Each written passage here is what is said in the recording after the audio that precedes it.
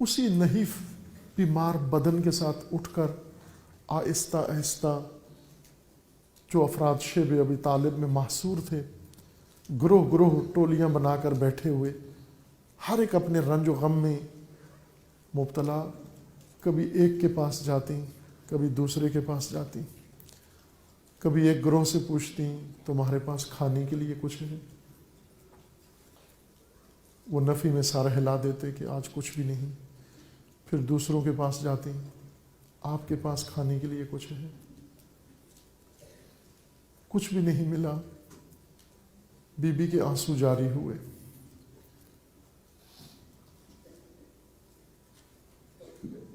رسول اللہ کی خدمت میں حاضر ہوئی، روتے ہوئے، اور عرض کرنے لگے یا رسول اللہ، اگر آپ ناراض نہ ہو تو میں کچھ عرض کروں۔ رسول اللہ نے فرمایا ہاں بی بی فرمائیے۔ جناب خدیجۃ الکبریٰ نے پہلا سوال یہ بارگاہ رسالت میں کیا، یا رسول اللہ آیا مجھ سے راضی ہیں آپ؟ کہیں ایسا تو نہیں میں نے کوئی کوتاہی کی ہو، میں نے کسی جگہ وفا نہ کی ہو، میں نے کوئی حق ادا نہ کیا ہو؟ خواہران گرامی، بہت عظیم ہے یہ بات، بہت عظیم ہے۔ شیب ابی طالب میں کھانے کو کچھ نہیں مل رہا، سختی میں ہے۔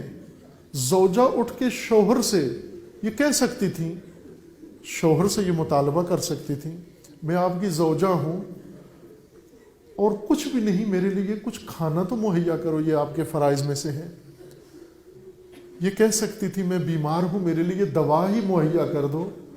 یہ کہہ سکتی تھی یہاں آسمان کا سایہ ہے فقط اور کوئی سایہ نہیں ہے، گرمی میں اسی میں، سردی میں اسی میں،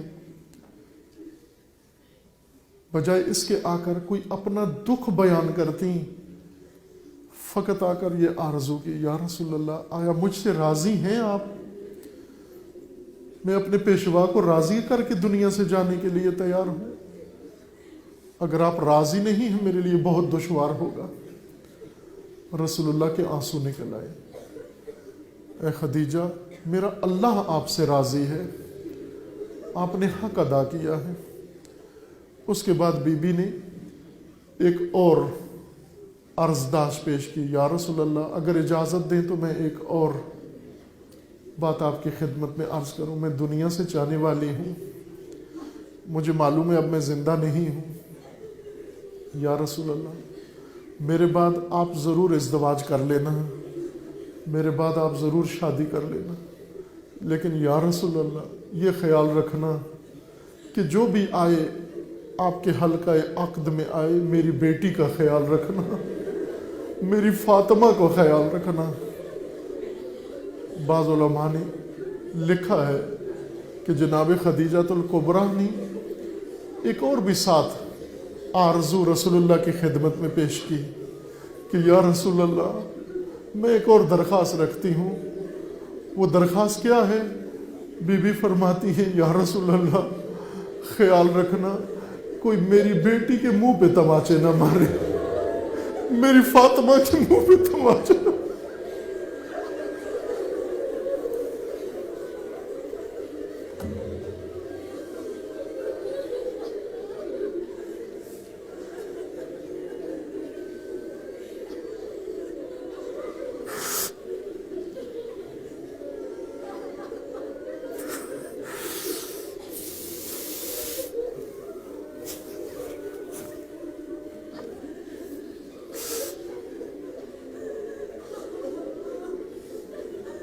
لعنت اللہ علی الظالمین فسیعلم الذین ظلموا أی منقلب۔